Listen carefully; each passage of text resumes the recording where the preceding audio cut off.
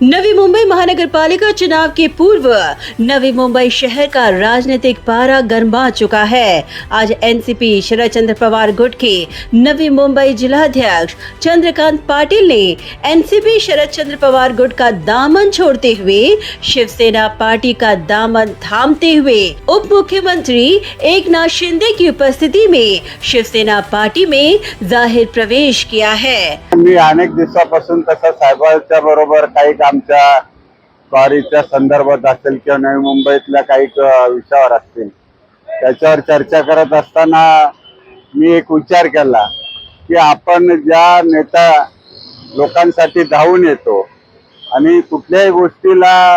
विचार न करता पक्षपात न करता लोकांची कामं करत असतो, तर माझ्या मनात असं आलं की आपण अशा नेत्याबरोबर असलो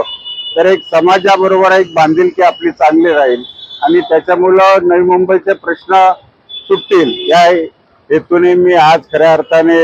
शिवसेनेमध्ये प्रवेश केलेला आहे। अडचण कुठलीच काय नव्हती, मला काय कोणाबद्दल काही बोलायचं नाही। मला फक्त माझा विचार करून किंवा एखाद्या